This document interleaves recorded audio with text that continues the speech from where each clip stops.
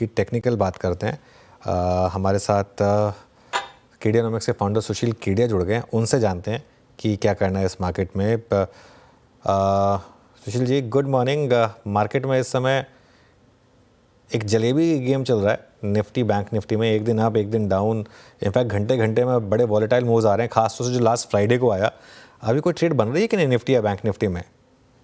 बन रही है और अलग अलग चीजें अलग अलग काम करी। पर अनुज, आपने एक बहुत संवेदनशील बात पर उंगली रख दी कि रोज एक एक घंटे में बाजार बदल रहा है और एक एक दिन में बाजार बदल रहा है। समय का अभाव है, किसी और दिन इस पर बात कर लेंगे, पर मैं संक्षेप में बता दूं। Volatility index world wide shoot up करने के लिए रेडी है। सिर्फ यूएसए की वॉलेटिलिटी इंडेक्स नहीं, लास्ट वीक हमारी बात हुई थी इस पे। अब इंडियन विक्स भी ऊपर शूट अप करने के लिए तैयार है। या तो इसको आप सट्टा करने के लिए बहुत बड़ा कॉस्ट चुकाना पड़ेगा, इतनी बर्दाश्त करनी पड़ेगी, वॉलेटिलिटी की पोजीशन छोटी हो जाए, या एकदम क्लेवर होके बहुत फटाफट घूमते रहना पड़ेगा बाजार में। वॉलेटिलिटी अगले महीने भर मेरे को लगता है ऊपर ऊपर चलेगी, जो कि एक संकेत है कि मंदी का व्यापार करने वालों के घर में पैसा ज्यादा है। तो क्या टारगेट्स बनेंगे निफ्टी और बैंक निफ्टी में इस स्विंग में फिर? देखिए, निफ्टी और बैंक निफ्टी में थोड़ा सा मुझे विरोधाभास लगता है, जिसका रिजोल्यूशन आगे चल के होगा। अभी तो फिलहाल ये लग रहा है कि पूरे वर्ल्ड वाइड मार्केट्स में मुझे करेक्शन दिखता है, जो कि फेड के इवेंट के कारण अटका पड़ा है।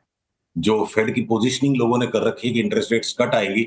यूएस 10 ईयर रेट की चार्ट लगातार बढ़ रही है। अगर पीसीआर इस चार्ट को दिखा सके मेरे स्क्रीन से, तो देखिए आप, अगर अगर यूएस फेड को रेट कट करना है तो बाजार मूर्ख है क्या, जो लगातार 8 दिन से वहां पे रेट्स ऊपर बढ़ रहे हैं और अभी 2 दिन से भी साइडवेज ही है। तो अगर फेड की डिसअपॉइंटमेंट हो जाएगी, जो कि मार्केट की प्राइसिंग बता रही है, तो मुझे लगता है इतनी जोर से बड़ा रिवर्सल बन सकता है नैस्डैक और एसएनपी पे कि वो तो लंबे के लिए जाएंगे। पर हो सकता है हमारी निफ्टी ने एक फाइनल बॉटम अपना बना दिया हो 23,300 पर, जो लास्ट हम वहां से घूमे थे। और हम, क्या पता, 23,900 के नीचे न जाएं।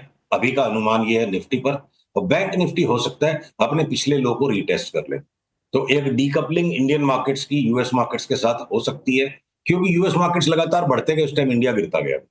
तो अमेरिका अलग है, इंडिया अलग है। ओके, चलिए फिर एक ओपन क्वेश्चन आपके लिए। क्या टॉप बाइज होंगे आपके और क्या टॉप सेल्स होंगे इस मार्केट में? ब्रॉडली देखिए, जनरली पूरे पूरे सेक्टर्स एक साथ चलते हैं, पर अभी सेक्टर्स में भी थोड़ा थोड़ा सा फर्क है। तो देखिए, टेलीकॉम के सारे स्टॉक्स डिप्स में बाई हैं, चाहे वो भारती हो, वोडाफोन हो, या आपके इंडस टावर हो। इस पे अपनी बात हो चुकी। आईटी के स्टॉक्स जितना भी इठला रहे हैं, हम नहीं फंसेंगे उनमें। और जैसे इनमें सेल सिग्नल और रिवर्सल आएगा, हम इंतजार करते रहेंगे, हम इनको कस के बेचेंगे। एफएमसीजी के सारे स्टॉक्स को लास्ट वीक भय का वातावरण बना के एक बार उनको कूट दिया जोर से, वीक होल्डर्स को निकाला। चार्ट्स को अगर मैं देखूं, और अगर ये विक्स बढ़ेगी वर्ल्ड वाइड, भय का वातावरण लौटेगा, जिसमें कि दिख रहा है बिटकॉइन भी जोर से गिरेगा। तो भय के वातावरण में आप एफएमसीजी स्टॉक्स की पी रेशियो मत देखो। ये एंटी फियर ट्रेड है। और सबकी चार्ट्स बिल्कुल स्ट्रांग है, चाहे वो लीवर हो, तगड़ा करेक्शन दे चुका है लीवर, वापस नए हाई में जाएगा। टाटा कंज्यूमर नए हाई में जाएगा, इवन टाइटन नए हाई में जा सकता है। तो आपके ब्रिटानिया जो है, मेरे को लगता है 40-50% बढ़ जाए, नेस्ले 30% बढ़ जाएगा। तो सेफ हेवन ट्रेड जो है एफएमसीजी है। एफएमसीजी टेलीकॉम दो हो गए, आईटीएम बेचने के वेटिंग में है। और हम एक बार के लिए ऑयल एंड गैस स्पेस के अंदर जो भी रिफाइनरीज हैं, एचपीसीएल बीपीसीएल में वेरी शॉर्ट टर्म 1 महीने की मंदी करके 10-12-15% कमाने की कोशिश करेंगे। पर वहीं एमआरपीएल और चेन्नई पेट्रो, अनुज, पिछले साल अपनी बात होती थी, 8-8 10-10 गुना पैसा हो गया उसमें। बस अब खा पी के निकल गए, भूल गए उन स्टॉक्स को। अब उन पे नजर गड़ाने का टाइम आ गया है। अगले करेक्शन के बाद देखना है, अभी अनुमान है, बाद में जब ट्रेड आएगा तो मैं कंफर्म करूंगा। हो सकता है एमआरपीएल और चेन्नई में 2025 में वापस पैसा 3 गुना 4 गुना करने का मौका मिले, तो हम उनको बेचने की गलती नहीं करेंगे। पुल बैक हम उन्हें लेंगे। HPCL BPCL short term trading कर सकते हैं। ओएनजीसी, ऑयल इंडिया, ये सारे स्टॉक्स को, आईओसी को हम पुल बैक में बाई करेंगे। तो बचे क्या आपके बैंक्स। बड़े बैंक्स में इंडसइंड बैंक का जो होना था, कचूमर निकल चुका है, उसको हम बाई ट्रेड की तरफ नजर गड़ाए बैठे हैं। बाकी के जो बड़े बैंक है, आईसीआईसीआई, एसबीआई, एचडीएफसी बैंक और इवन एक्सिस बैंक, हमको नहीं लेना है, हम बेच बेच के ही काम करेंगे। परंतु अगर पीएसयू बैंक्स हैं, या फिर जो छोटे वाले बैंक्स हैं, आरबीएल, बंधन, इनको हम पुलबैक्स में लेंगे। पीएसयू बैंक्स में भी हम बाई करेंगे। तो स्प्रेड अलग अलग। इंश्योरेंस के स्टॉक्स हमको सब सारे के सारे बाई करने, हम इंतजार में, जैसे ट्रिगर आएगा हमको लेना है। इंश्योरेंस एकमात्र मेरे को फिन निफ्टी में स्पेस दिखती है। इंश्योरेंस को लेंगे हम, बाकी सारी एनबीएफसी को जहां जहां सिग्नल मिलेगा शॉर्ट करेंगे। ओके। अच्छा सुशील जी, ये जितने भी QSR सेगमेंट के अगर आप देखें स्टॉक्स हैं, लाइक जुबिलेंट जिस पर मेरी आपसे पहले भी बात हुई थी, अच्छा मूव दे रहा है। जोमेटो को देखिए, आपके कॉमर्स में, फूड डिलीवरीज में, स्विगी को, और इनफैक्ट मैं अभी अपने डिस्कशन को इन 3-4 स्टॉक्स तक सीमित रखूँगा। क्या चेस कर रहे हैं आप, और स्पेशली जुबिलेंट पे आपका टेक क्या है, जो कि आपने मुझसे पहले भी शेयर किया था?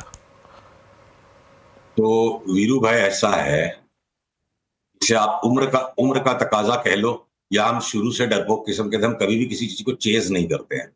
जहां लोगों की चेस फिनिश होती है, जब लोग थक हार के टूटते हैं, वहां मौका देख के माल पकड़ते हैं। अगर जुबिलेंट की चार्ट स्क्रीन पे आ सके, अपनी बात हुई थी 574-75 के आसपास, दोबारा से और ले लो, और अपनी एंट्री थी एक्चुअली 430-35 की, 760 के टारगेट के लिए। अब बहुत ज्यादा जगह नहीं बची है, 690 से 760 चना कुरमुरा बचा है। देखिए, केडियानॉमिक्स को खराब आदत पड़ चुकी है, हम मोटी मलाई खोजते हैं और वो हमें मिल जाती है, तो हमें छाछ फूकने में इंटरेस्ट नहीं है। अब जुबिलेंट हमारे हिसाब से छाछ बच गया, ऐसे 10-15% बचे तो छाछ हो गया, हम लास्ट के इस ट्रेंड को राइड करेंगे। अब आ जाते हैं जो न्यू एज स्टॉक्स है।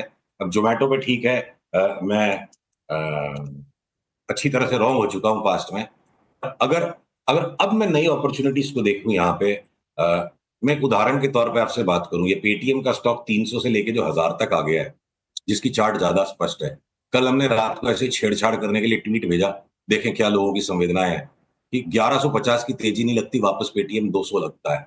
तो जब आएगा सिग्नल तब देखेंगे। अब यहाँ से बड़ा ट्रैप मेरे को लगता है सारे न्यू एज स्टॉक्स में। अब वो जोमेटो में एक बार हम रॉन्ग हो गए, इसका मतलब हम डरते रहेंगे जरूरी नहीं है। जोमेटो हो सकता है 350 नहीं दिखाए, वापस 150 रुपया हो जाए। देखेंगे क्या होगा। रिस्क बहुत ज्यादा हाई है अब इन स्टॉक्स में, और रिवॉर्ड बहुत लिमिटेड बचा है। अब शॉर्ट टर्म में 15% कमाना है जोमेटो में, उसकी वॉलेटिलिटी इतनी हाई है, तो हमारे बस का स्टॉक नहीं। इस वक्त हम फिलहाल ये पेटीएम, जोमेटो, स्विगी, इस सब टाइप के स्टॉक से थोड़ा सा परहेज रखेंगे और वेट करेंगे। हमें सेल का सिग्नल मिलेगा तो पार्टिसिपेट करेंगे, वरना हम नहीं करेंगे। और ये मेटल्स पे क्या व्यू है आपका? मेटल्स में कुछ कर रहे हैं आप सुशील जी इस वक्त? सॉरी, सुनाई नहीं पड़ा। मेटल्स मेटल्स देखिए, मेटल्स में क्या ना, अलग अलग चीजें हो रही हैं। तो एनएमडीसी के अंदर हो सकता है कि वापस एक 6 महीने का ट्रेंड वर्कआउट हो जाए, रिवाइव हो जाए वो ट्रेंड। और नैल्को का टॉप लगता है हो चुका। हिंडाल्को लगता है कि खाली नॉइज ही रहेगा। Steel authority of India limited और थोड़ा सा नीचे पुल बैक आए तो ले। तो मेटल के स्टॉक्स के अंदर अभी हम रास्ते के बीच में, दोनों साइड ही, मतलब कड़क नहीं है मामला। कुछ स्टॉक्स ऐसे जो और पुल बैक हो जाए तो लें, कुछ स्टॉक्स ऐसे जो और थोड़ा बढ़ जाए तो उनको शॉर्ट करें। इस मेटल से हम थोड़ा परहेज रख रहे हैं, देख रहे हैं, वॉच करेंगे। जब प्रॉपर एक्सट्रीम्स मिलेंगे तब उनमें काम करेंगे। एक एमओआईएल है जिसको हमने आपको सबको लेने के लिए कहा था, मल्टी बैगर मूव, और वो बहुत स्ट्रांगली ट्रेंड डेवलप होता जा रहा है। एमओआईएल में हर पुल बैक पे हम और ऐड कर सकते हैं। मैंगनीज के स्टॉक्स में तेजी, बाद बाकी के मेटल स्टॉक्स मिक्स्ड हैं इस वक्त। ओके, मीनवाइल निफ्टी में बहुत शार्प कोलैप्स आ रहा है अब 24,430 पर निफ्टी, मतलब फॉरगेट अबाउट 10 डे EMA 24,500 छोड़िए, अब 20 डे एक्सपोनेंशियल मूविंग एवरेज पर भी। और बैंक निफ्टी में एक बड़ा शार्प मूव 53,000 पर इस समय आप आता हुआ आपको दिखाई पड़ेगा यहाँ पर। तो काफ़ी स्टॉक्स में मूव्स आ रहे हैं। सुशील, ये एक्सचेंजेस, म्यूचुअल फंड्स, डिपॉजिटरीज, इन सब स्टॉक्स में क्या करें? इनमें सब में शानदार तेज़ी रही है। BSE तो आपका एक ज़माने में बहुत सबसे शानदार कॉल्स में से एक था, उसमें तो 10 गुना का मूव भी आया था। अब क्या कॉल है इन सब स्टॉक्स में? आखिरी ट्रेड हम 2800 में लेकर के 3600-3700 में निकल गए। उसके बाद अब ये जो है ना, स्ट्रेटोस्फीयर के बाहर, जो हमारे समझ के बाहर हो गया। इसके चार्ट के पैटर्न्स पकड़ना बहुत कठिन है। तो जो बहुत मोटा मुनाफा कहीं मिल जाए ना, उस गली में दोबारा लौट के मत जाओ, नहीं तो थप्पड़ मार के पैसे वापस ले लेता है मार्केट। तो हमने BSE से, CDSL से अब सबसे परहेज कर लिया है, पराये हो गए हमारे लिए। ब्रोकिंग स्पेस में एक एंजल वन के ऊपर हमारा फोकस है, जो हर पुल बैक में ऐड करने योग्य है।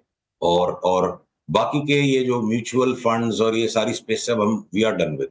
अभी लास्ट के 10-15% रेसिडुअल रिटर्न्स के चक्कर में हमको वहां सारी कमाई वापस नहीं देनी, हम दूर रहेंगे उससे। ओके, चलिए सुशील जी, बहुत बहुत शुक्रिया आज हमारे साथ जुड़ने के लिए और इन सब स्टॉक्स पर, मार्केट्स पर बात करने के लिए। इस शो को यहाँ समेटेंगे।